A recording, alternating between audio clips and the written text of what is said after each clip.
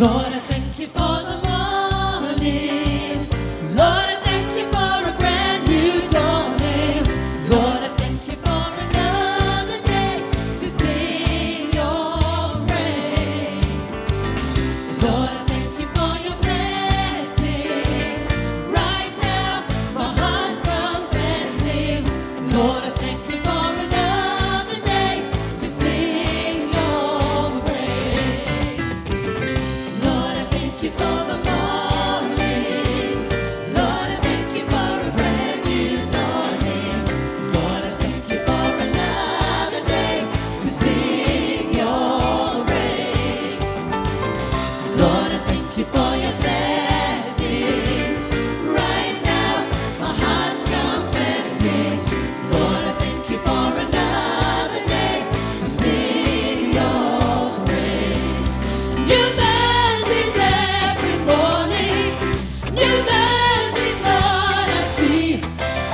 Simply because you love me, you're always giving your mercies to me.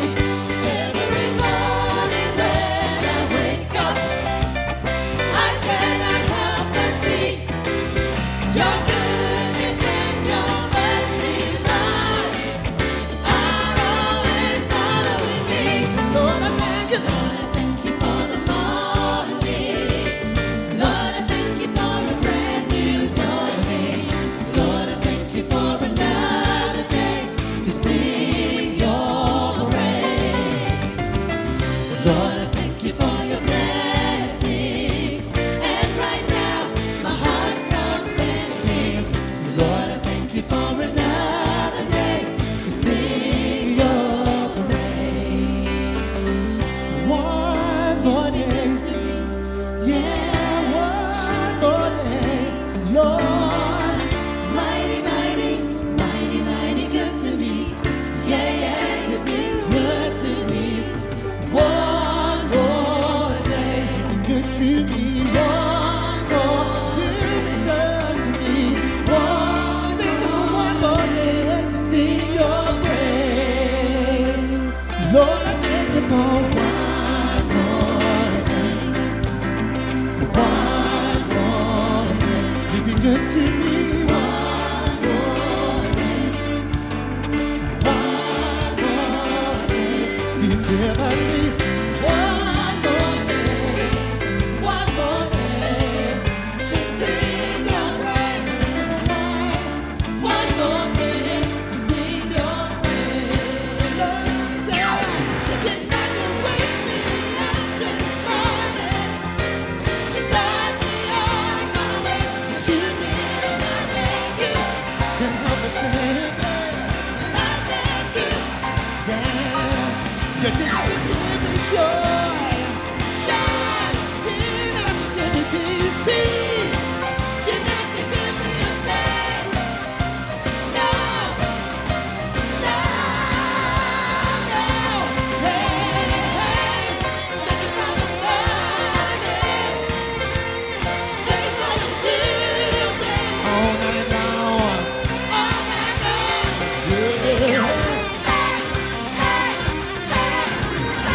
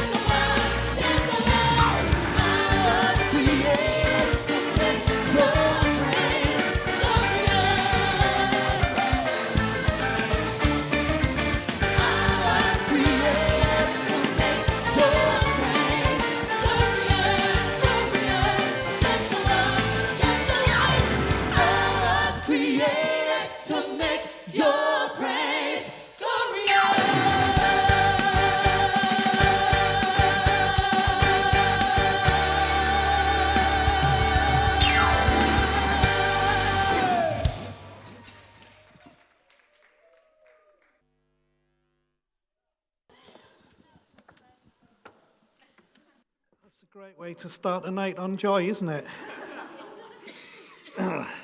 No, seriously, it is a great way to start a night on joy.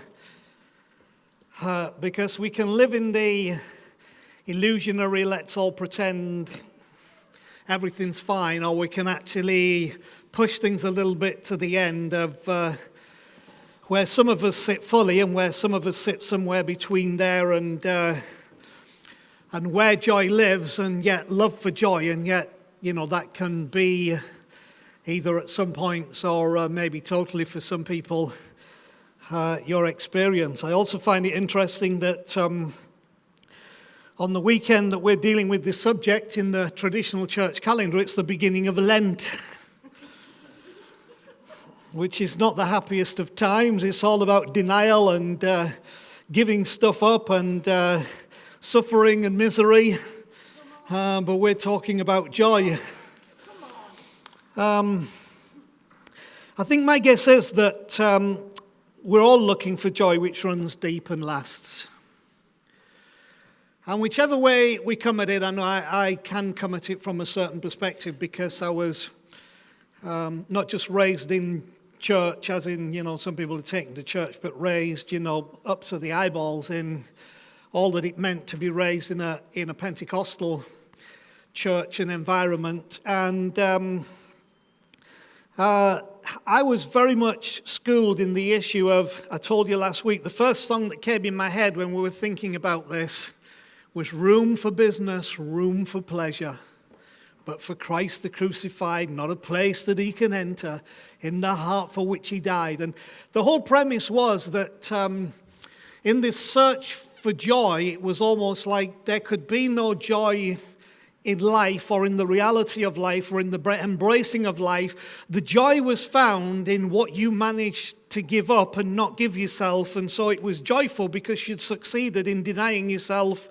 what we called the pleasures of the world. And probably wasn't actually a lot of joy in that, but we had good songs about it. Joy, joy, my heart is full of joy. Joy is the flag flown high from the castle of my heart.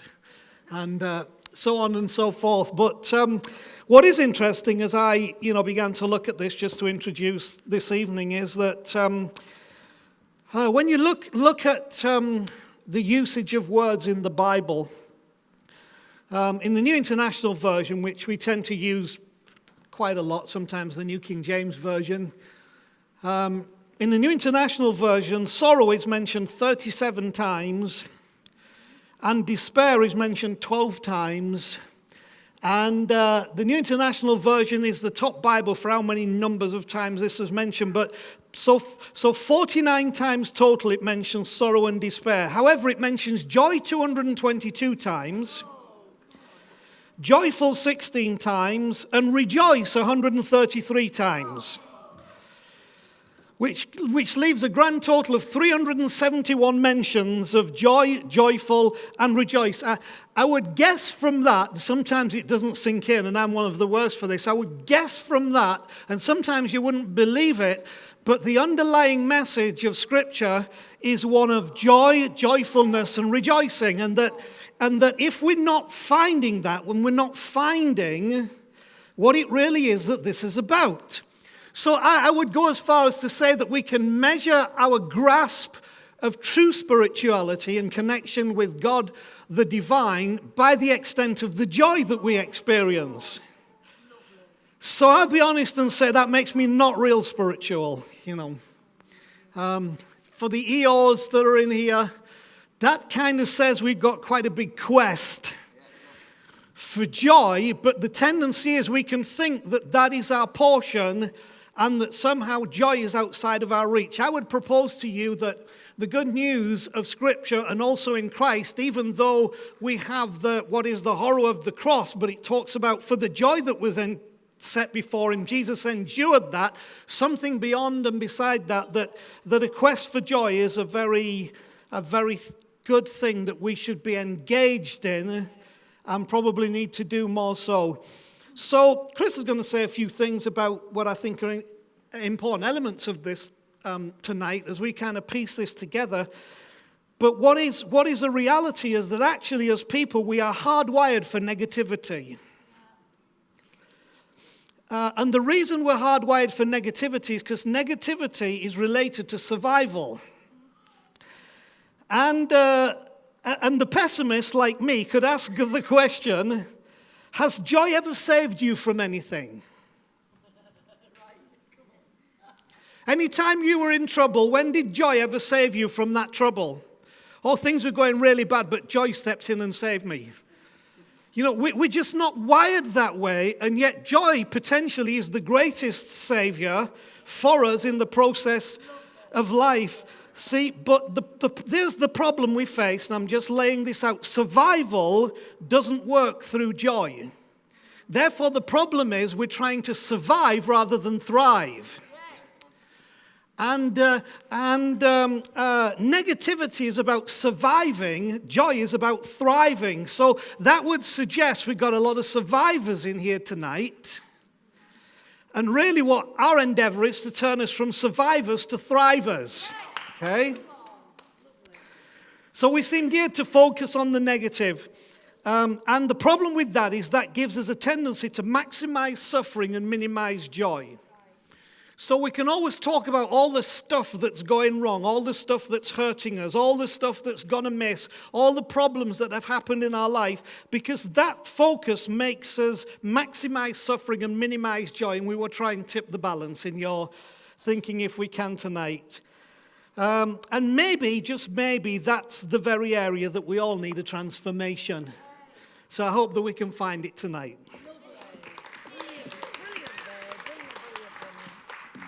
Our caveman brain. Pretend you're a caveman. You're out hunting for food and you see a berry bush up ahead, but you also hear a suspicious rustling sound from within the bushes. Do you A, run back to the safety of the cave without your berries, or do you risk it despite the danger? I'm going to say survival instinct will kick in and back to the cave you go. Okay, so now you're on your way to school. You're not a caveman anymore, by the way. You're on your way to school and you meet up with a couple of your friends. One of them gives you a really nice compliment. The other one really just gives you an insult. But which of those is going to stick in your head all day? The good positive compliment or the bad negative insult? The negative. It's always going to be that negative one you can't get out your head. The compliment that you got is pretty much ignored. And this just goes back to our caveman friend. The negative is stronger than the positive. If we ignore a positive event, like the tasty berries, and we skip the risk, we survive. But if we ignore the negative event, the risk of a tiger being behind the bush, we're a goner. The outcome of a negative event is much stronger than the positive one, so naturally, our brain focuses on the negative as a survival instinct. Millions of years on, there may not be a tiger in the bushes, but our brain is still wired to think this way. And this is called the negativity bias. So a negative thing may happen to us. We stress out, we react, and before we know it, that negative feeling is locked away in our brain. It's all we can think about. And we stress about it a bit more until our brain spots another negative event on the horizon and goes on the hunt to find it. It's a never-ending circle. Meanwhile though, positive things are actually happening to us, but they just go in one side of the brain and straight out the other. They're gone. Positive thoughts go through our brain without recognition because we're still too busy thinking about the negative events. No wonder our brain focuses on the negative more than the positive, as it's been part of our natural brain function for millions of years. And because of that, it seems like a pretty impossible thing to tackle. But there are some really great solutions, all of which will help to give us a motivation and confidence boost.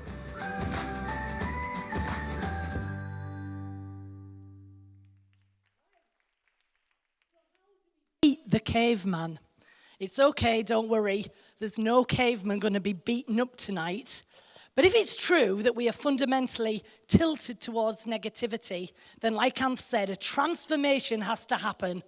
I think this is a wonderful picture of being born again, or being saved, or enlightened, or awakened. Whichever word suits your understanding, it speaks of this level of transformation. So as it's been said, the first role of our brain is safety and survival. It's a good thing, but do we just want to survive or do we want to thrive? So to help you, I offer what I'm going to call the gap theory to apply daily to your life in order that we might fight our natural instincts. And to help you, who do a lot of traveling, Danny has designed a London Underground theme that we're going to call Mind the Gap. Does that work for you? Nice underground logo there. 3 steps that you can apply. Now, I don't know whether you are people who like to be given instruction because you think, if you can tell me how to do this, I'll give it a go. So we're going to try that tonight, okay? So I'm going to start in the middle, though. Have we got 3 of them all in a row? 3, yeah. Can we have the next slide? Give me the one in next, please, as well. Because I'm starting in the middle. Right, you can put the other one on as well. There, right. The gap, you see? Gratitude, awareness, perspective. But we're going to start in the middle. Awareness. Awareness. Are we aware? Do you know most of the time you actually operate in what's called wandering mind default setting? Not focused mind. 80% of the time you're wandering. You aren't focused at all. That means most of us, it's a wonder we don't drop over cliffs, often, because that's what we're doing, okay? Awareness, but here, just for a little bit of fun. Tell yourself, I am not a caveman, and this I am facing is not a tiger. That's quite simple, eh? Say after me, I am not a caveman, and this I am facing is not a tiger. Okay, I want you to put it on post-it notes, and I want you to put it on your bathroom first thing on the morning. I want you to put it on your coffee maker. I want you to put it on the dashboard of your car. I want you to put it on your computer screen, somewhere where you can remind yourself you're not having to operate in survival brain mode because you're not a caveman and you aren't facing a tiger that's about to kill you in a bush. Now, that seems so obvious, but we've been told that where our brain lies is in this very, very primeval way of being, and we're trying to help you with that tonight. So, awareness. Next, gratitude. I know we've gone back to number 1, but we had to make it work here. Gratitude. Velcro the positives. Did you know that the ratio of good that we need to counteract bad or positive and negative is 5-1? Just let that sink in. 5-1. You need 5 positive things to happen to you in your life every day to push out 1 negative effect. Now that to me is unbelievable. So here's the thing. You have to think about how we can add to our lives the positive things rather than not noticing them. See, we're back to awareness. Most of the time we live in this wandering brain, which means we're not taking notice of the wonderful things that are happening all around us all of the time. Now, positive things slip off like a Teflon pan. Negative things stick. Now, it should be the other way around, but we're back to this negative bias that we all have. So we've got to do something about it. Now, listen to me. This means if you want to see more joy in your life, it means you will have to put in effort. Say after me, effort. Oh, no, Chris. Oh, no. Oh, do I have to? Yes, you will have to work harder. You will have to work smarter. You will have to put in effort because your natural brain will be negative all by itself. But if you want to find joy, you're going to have to do some work. Oh, can you say oh already? Shall we just go? We have to. But you say, how much do you want it? Say, how much do you want it? Sorry, let me find where I was. So, it takes many small positive experiences to tip the scales. Think of it this way. We each have an emotional cup that is constantly being filled by life's experiences.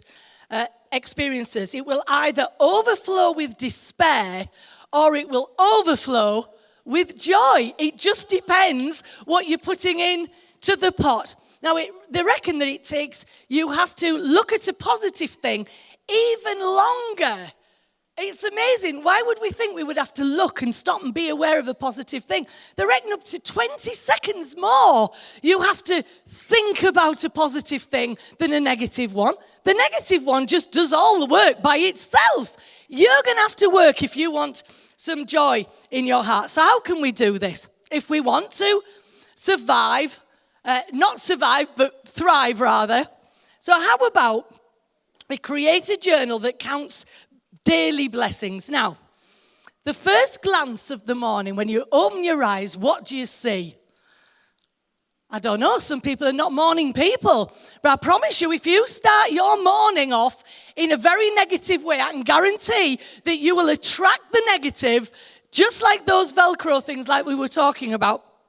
So, what are you going to do? How about the first cup of coffee? How about the giggle you have as you're looking at Facebook and seeing some wonderful little memes that just encourage you? Put them in your emotional cup. Get that cup starting filled up with wonderful, joyful things that actually have meaning. And you'll say, oh, well, it's no big deal really, is it? It's like, well, what does it really matter? It does. And we have to be very effortful in what we put in our cups. So appreciate those moments of laughter, the things you share with your friends. Appreciate them as though they're happening for the first time. And also, now, see, some might argue with me here, but we talk about not living in the past, and it's right not to dwell in the past because the present moment is the most important thing. But sometimes to recount the things that we've enjoyed, the wonderful experiences, and to say, oh, do you remember when? And you bring it back to memory and you talk about it and you laugh as though it was a moment ago. That will fill your cup and take it to the brim, and it'll start overflowing with joy rather than anything else. Now, I'd like to find a word, and some of you might help me with this, but a bucket list is a list of things you want to achieve before you, quote, kick the bucket, right? But I would like a name for a list of things that we're not seeking to do before we kick the bucket, but we're actually celebrating. These are the things in my life that I am proud of. Don't you think that would change our attitude towards the day? So I'd like a name, I don't know what, a basket list? I don't know. I mean, anybody got any ideas? You can throw them at me anyway. But what are the things in your life that you have? I look at my kids, and I am proud of my kids. Just one thing. I love them to bits. Warts and all, I love them, and I'm proud of them. And I'm not thinking, oh, I'd like them to be this, or I'd like them to be that. I am just proud of my children. You see what I mean? And it starts filling up the cup of joy. So, count your blessings. Perspective. Last one. Can you see the gap theory coming? Mind the gap. How do you see life? Are you a half full person or a half empty person? What is the story that you keep telling yourself? Is joy not on the menu? If it isn't, then put it on the menu. We go to Pizza Express quite regularly, and Ant's got a favourite thing, and they keep taking it off the menu.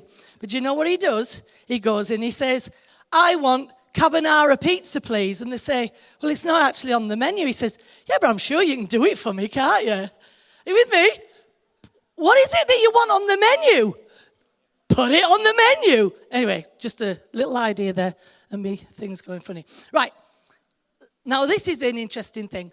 If you have a bowl of water and you drop just one drop of black ink into that bowl, when you look at that at the start, look how black it is. And it goes into the water. And if we were to say that moment is catastrophic because the black against the clear water is so contrasting. But if you stand back and watch for a few moments, the ink begins to dissolve into the overwhelming amount of clean water that exists in the bowl. And that is what the grace and the love of God do for us all every day. And it never runs out. So here's the thing, perspective. Things are never as bad as they first seem. When the black ink goes into the bowl, it's pretty stark, but within moments it starts to dissipate. So, if you will dwell on the blackness of the moment, then that's all you will see.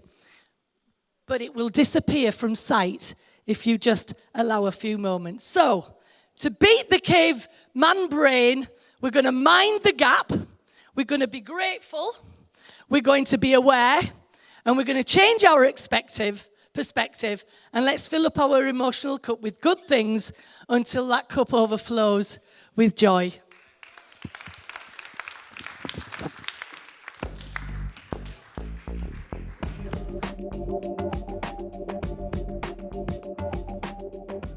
Hello, I'm Kelly, and I felt like I should get up this week because last week I was really annoyed with myself because I didn't get up and dance to the bit, what was it, Trolls, yeah, the song, and I was sort of in my seat a bit like this, and I thought afterwards, why didn't I? Like, I love a good boogie, do you know what I mean? That brings me joy. And I missed that moment because I was like, your inhibitions kind of kick in and you think, nobody else has stood up. And I was even at the back, so, it didn't even matter. Or I'm worried about what people might think, which is kind of creeping in more. I never was bothered, when I was younger, I didn't think as much, but... Anyway, and it got me to thinking how actually I've dyed my hair pink recently for a fancy dress, and I haven't fully been able to embrace it. I've kind of always fancied dyeing my hair pink, and I think I like it, and I've had loads of compliments. Loads of people have said, it looks really cool. And yet, there's this bit in my brain, which is my dad's voice, from when I was younger. He said nothing to me, presumably because he's accepted the fact I'm an adult and I can make my own choices now. But I know when I was younger, he would definitely have disapproved of that. It was more to do with tattoos, facial piercings, things like that. And his point was, well, what will people think of you? They'll make a judgment about what kind of person you are. And as much as everything in me screams, that's rubbish. You should never, ever judge somebody's character on the way they look because it just doesn't work, does it? I can't help but have this voice. I took Jacob somewhere to play, and in my voice I'm thinking, people are looking at you thinking, she's an alternative mother, pink hair. And I'm like, so what if they are? Do you know what I mean? If I should be enjoying this. I've chosen to do it. It's washing out now, and I'm probably going to chop it off soon and dye it brown or something. But at the moment, I should just enjoy it and embrace it. And like you were saying, accept these compliments, let them stick, and think, my dad might not even think that. He hasn't actually said it. So anyway... I think for me, it's definitely my dad's voice. The more I thought about it, the more things I could think he's there, which is similar, I guess, to what Chris was saying about God. For me, I didn't start coming to church till I was 14, 15. And so I think it was probably my younger years that had been sort of instilled stuff, my dad's opinions. And so it was, I recognise what you're saying about how you thought about God and how when you were going through life thinking about, should I do this, shouldn't that? I'm not sure whether I should be happy because I don't know whether that's okay. And I just think, how awful is that? And I thought about everything is permissible, but not everything is beneficial. And so if you say, actually, I can be happy and I should have joy and I should have pleasure, how do you then decide what are the beneficial things and not just be permissible? Because actually, my dad had some wisdom in what he said. He said, if you go to a job interview looking a certain way, you're probably going to narrow your chances of getting certain jobs. And you think, do you know what? You don't rule out everything you've said, even though you can think some of it's not great. And I love something that Chris said. She said, a great measure is love. Is everything you are doing, is it loving yourself? Is it loving other people? Is it bringing love? And I think similarly to that, you can ask your question, are you adding joy to the world or are you taking from it? And I think you have a decision to add to that. I think joy is infectious. You can share joy. And I think you can be one of those 5 positives to somebody else that you've said about and to help tip that balance so that we do see more joy. So I've got a few things, made some quick notes of things that bring me joy that I want to try and share with you. And the first is chocolate. So I've got some helpers. And, you know, I know not everybody likes chocolate, Chris. I'm sorry. But I want you to take some chocolate. Hopefully there's enough to go around. And to really think about it. Be in that moment when you're eating it. Don't be eating it, feeling guilty, thinking, oh, it's going to make me fat or whatever else. Just taste it. Think about it. Enjoy the texture. Be in that moment. Don't think about other things, okay? Another thing I love is hot showers. Like, how much can we take them for granted that we just have hot running water? Especially if when you've been ill and you've been like bedridden or you've been camping and you get in the shower. It's just the best feeling ever, right? God's in your, it's a real nice moment, isn't it, in the shower? Daffodils. I love daffodils. I think they're really cheery. They're full of hope. It's spring. So I've bought a load of daffodils. They're out front. You're welcome to take a little mini bunch with you as you leave. Then the last thing is Jacob and just laughter in general. I just think laughter can be infectious. Okay, so it's weird when you don't know what people are laughing at. But sometimes Kev and Steve play this weird game where they like laugh at each other and then stop deadpan. And it's the funniest thing, you end up laughing. And like the Bible says we should be more childlike. Jacob will laugh at the weirdest things. Like he is in hysterics at the electric windows going down in the car. Thinks it's the best thing ever. And I just think there's little things in life that actually if we just stopped, we could get loads of joy from. But we're so busy thinking about everything else. Yeah, it's the awareness. Be aware. So you can be inspired by him. And hopefully I've got just a little video of him to show to wrap up. It's very last minute.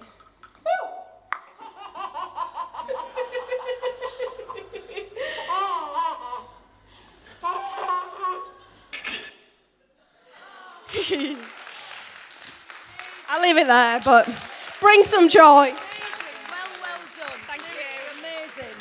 Okay, can you all hear me? Brilliant. Excellent. Okay, so when Chris was talking about the negativity bias and saying that it's going to take some effort if we want to go on this quest for joy, and I guess, some of us are feeling like, is joy really an uphill struggle?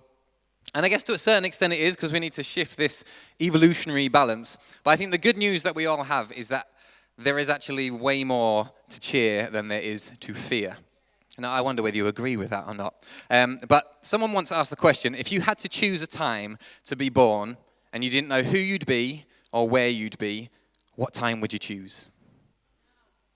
Maybe 50 years ago. So some people want to be born in the 70s or maybe 1600s look appealing.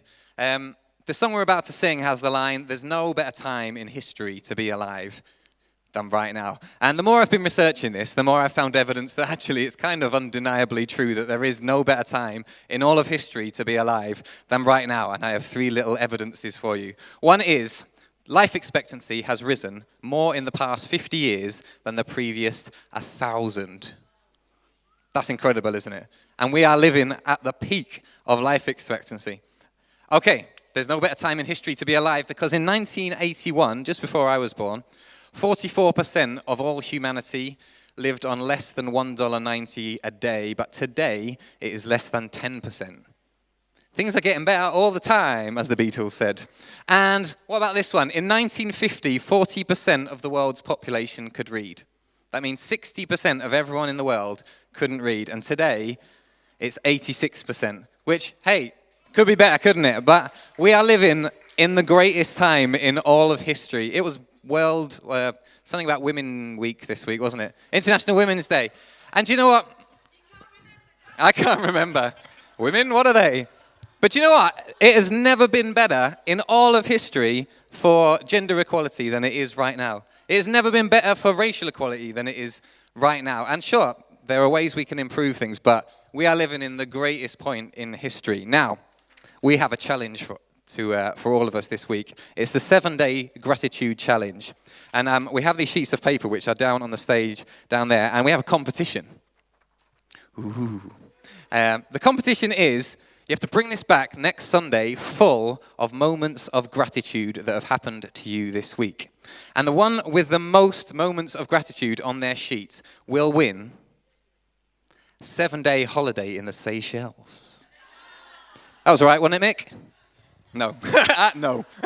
No, but we thought £25 Amazon voucher might be okay. So who's up for the challenge? Every morning this week when you wake up, think, what's the first thing I'm going to put on my gratitude challenge? All through the day, work on it with your kids. At dinner time, chat about it. Who's going to bring this back next week? I want it chocker full, and we'll have prizes next week. Okay, that's the rant over. This song is called Grateful and is all about all those things that we can be grateful for. Feel free to sit down and relax and enjoy it. If you get the hang of it and want to stand up and clap, you are very welcome to. You ready, boys? Here we go.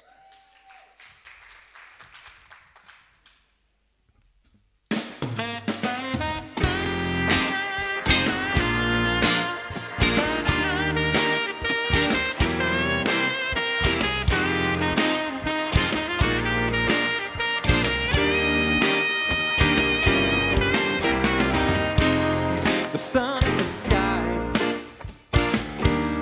the beat in my heart, you and I, and everything we are.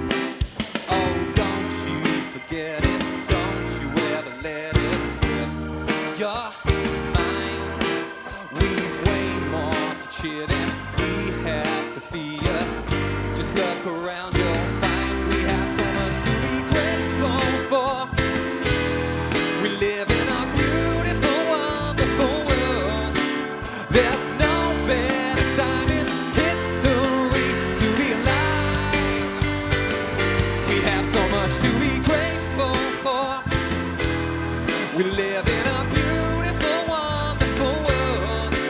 There's no better time in history to be me.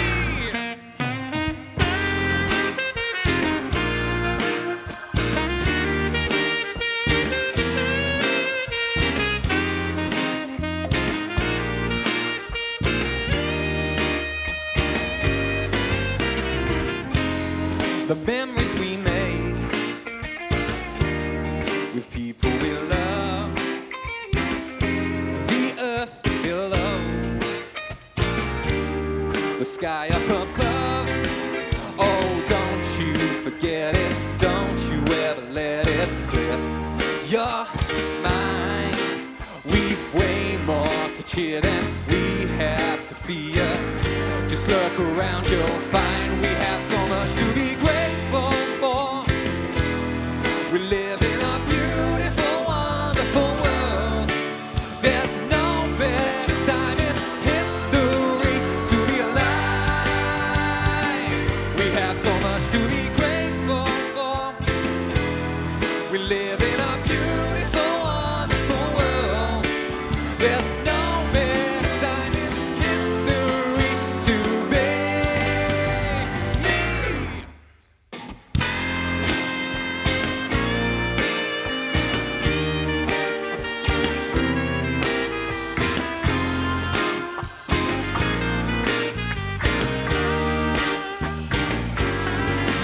So don't you forget it, don't you ever let it slip. You're mine, we've way more to cheer than we have to fear. Just look around, just stand and sing if you want. Much to be grateful for. We live in a beautiful, wonderful world. There's no better time in history to be alive. We have so much to be grateful for. We live in a beautiful, wonderful world. There's no better time in history to be me. There's so much to be grateful for. There's so much to be grateful for. There's so much to be grateful for. There's so much to be grateful for. So much to be grateful for. There's so much to be grateful for. There's no better time in history. There's no better time in history. No better time in history to be alive.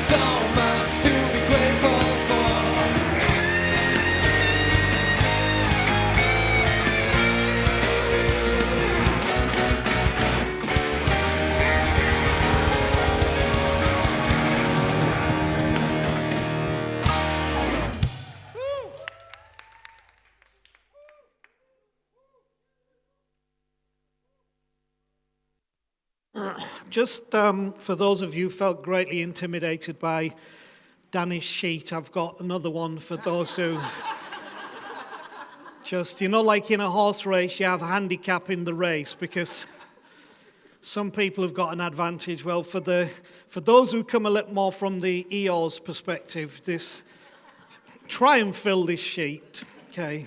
Give it your best shot. If you can manage 50%, we might even consider giving you a prize, but it's probably just reattaching your tail. So, in this film, The Bucket List, isn't it sad that very often in the context of life, it comes at the end of life trying to fit into life the things that we hope we had done in our life, but now realize that we're running out of time to pursue those things. And Chris mentioned the question there, what's the opposite to a bucket list? I don't know. What is the opposite? The cheerful cup, the praise pot, the wellness well. How about the hose of happiness? Spraying it everywhere. I don't know, but we should have something to which we're committed that's just as important to us as the bucket list can be to some people, because that sends a hidden message. The hidden message is that we are spending our life trying to run from death. Because when we talk about trying to fit stuff in, what we're really saying is we're trying to run from this thing called death that's chasing us down. We're trying to delay and sanitize the inevitable. And the problem is that we're trying to medicate the negative by chasing something down. So those questions, have you found joy in your life? Quite challenging, isn't it? Has or does your life bring joy? Has it brought joy to others? I found it also interesting that Chris mentioned about, in psychology, the ratio of positive to negative on the caveman thing is 5-1. Well, I was just doing a quick look at when we talked about how many verses in Scripture talk about sorrow and sadness, and how many talk about joy and joyfulness and all that. And the ratio there is 7-1. So even in the Bible, you've got a 7-1 ratio of joy to sorrow that's dealing with joy that will get it into you. Now, there's a verse in the Psalms that I was raised with that was kind of our approach to joy was a certain way, and I think there were some great positives in there.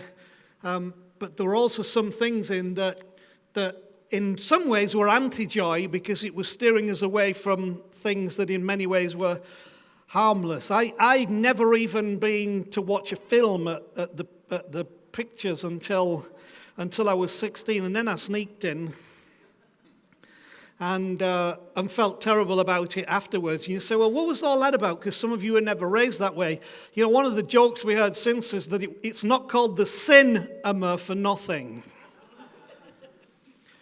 And I must admit, I did grow up with this idea from my kind of Christian background that some of those things, if you did them, were just so terrible that, and somehow the balance of the whole thing had gotten out to where there wasn't a lot that you could chase that, in essence, just made you one with people and one with life and one with joy amidst all the other stuff that it brought. And this was one of the verses I was raised in. The presence of the Lord, or in your presence, is fullness of joy, and at your right hand are pleasures forevermore. Now, of course, what that meant for me was in church, right? In the presence of the Lord in church, fullness of joy, or the place you came to through prayer. I've come to see that a little bit differently in recent years, in that when it says in your presence is fullness of joy, the truth is that God is always present. So therefore, in the present is fullness of joy. The problem most of us have, whether we were raised in church or out of church, is that we don't live in the present. And so that we don't have fullness of joy because we fail to live in the present and understand that within it something is going on that ultimately, believe it or not, the joy will outweigh the sorrow. So it's the place where you're no longer chasing, but you're just being who you were always meant to be within the place you were always meant to live. Now, There's a place called home. There's a good movie that has that song in it, There's a Place Called Home. There's a story in the Bible of a father who has two sons. It's known as the prodigal son, but it's a ridiculous title because it kind of says one of the boys had got it all screwed up, but the other boy was okay, when actually both the boys were terribly screwed up. One was the church kid like me, the other one was the wild kid like some other people. And the story basically is dad's house, everything's good, but the boy wants to go and kind of check things out. What I love about it, and learn this about God, I kind of never knew this for years because I thought this would never be it, but when the young boy, the son, comes to his dad and says, I want my inheritance, I want my money so I can go and do my thing. Biblical terms, I love it, to make merry with my friends. You don't read that his dad argued with him. What you read is his dad just gave him the money. Because it's like, son, if you've got to go work this out, if you've got to go do your thing to work this out, then off you go. There was no condemnation, no judgment. So the boy kind of goes off to do his thing. The opposite to that is that there's an older brother. There's also an older brother in there. The older brother's the one who's thinks he's always doing the jobs and doing the stuff that nobody else will do. And his word to his dad is, I've been here all the time. I never left. You know, I've been at every meeting. I've done every job. I've read every word of Scripture. I've prayed and I have fasted. He's that kind of kid. The other one's like, well, I just got to go do. See, both of them were just as lost. Both of them were just as lacking in joy, and both of them were trying to medicate a problem by doing stuff that they thought would bring them joy, but ultimately for neither of them had the kind of joy that the Father wanted them to have. If you're ultra-religious and think by doing lots of stuff like reading Bible, on your knees praying, fasting, if you're the other type that think, I just got to go and chase everything that makes me tick, neither of those will bring you the lasting joy, because there's a place of centeredness, there's a place of wholeness that we all need, and the Bible calls it home.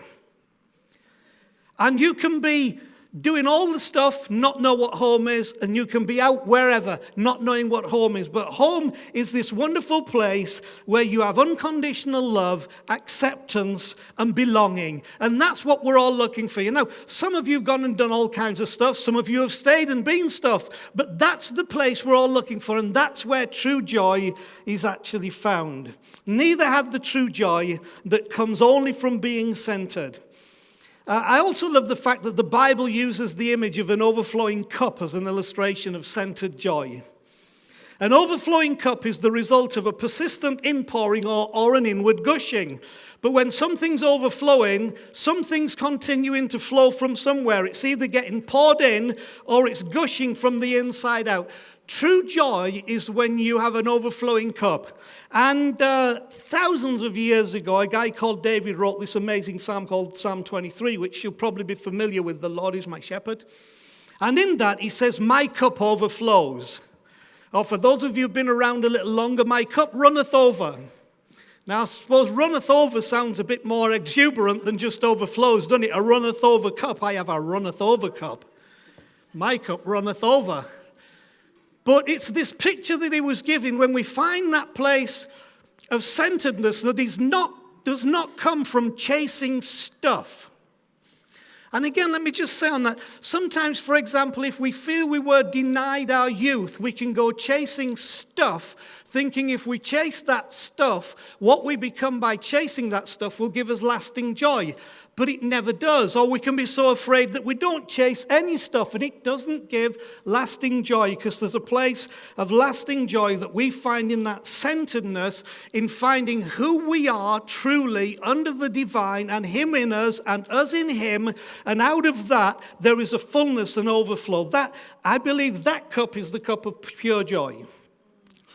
Now, two more things, then I'll shut up. One, this really struck me when we were looking at this. We all need to be more intentional about cultivating joy. We don't spend enough time focused on cultivating the joy in our lives. When you cultivate something, you cultivate it because you know in cultivating it, you make it grow. And so we don't always see joy as something that if we cultivate it, it will grow and become more joyful. But that's what we need to do when we cultivate that sense of belonging and that sense of acceptance and that sense of being one with the divine, our cup running over as we cultivate that. That's when that also grows. So, time's gone, but I put this question down. Are you medicating or meditating? Now, there's two reasons I did that. Number one, I couldn't think of a better rhyming word than meditating to go with medicating. And so I thought, well, it rhymes with medicating and it begins with an M, so it's got to have some value. But actually, there is something about this because for all of us, ultimately, our joy hinges on a mindset. It hinges on a mindset. And what we've tried to do with you tonight is show you that we have a mindset. All the way from Eeyores in the beginning through the thing that Chris talked about in Mind the Gap. And what's that thing you talked about with the brain? It's the negativity bias. All of those things are a mindset. But I love the way the scripture, the Bible in its wisdom says that you are transformed by the renewing of your mind. And what we're looking for today is that as you set your thoughts in a different place, a transformation takes place. And when we have that transformation, we then have the open avenue for joy to flow from within and for joy to flow in. And what I'm looking for is joy that flows in and joy that flows from within. And that's why here's what the Apostle Paul said in finishing. He said, so set your thoughts on things above. Now, again, from my background, that meant kind of imagining God on a throne and angels floating round. What he was really saying is you've got to get your thoughts focused on an energy, a strength, a power, a provision that is outside of yourself, higher than yourself. And let that come in, but then also let what is in here come from within so that your cup runneth over. Because it's coming in this way, because you have an understanding and acknowledgement of what has been provided for you, and it's coming this way because you have accepted and received who you have become and who you are, and when those two begin to flow, I believe we have joy in all its fullness. Father, I pray in this place tonight that every heart, every life, every being, every person will find the joy that runs over. That I believe comes because you have created within us, brought into our world, and given through yourself, by your love and kindness, a place that we can find our centeredness, so that joy that is beyond our understanding can be our portion. Help us to cultivate that joy. Help us to find that joy. Help us to set our mind in the right place, so that as our mind is set in the right place, joy will explode from us, and our lives will be all that you wanted them to be.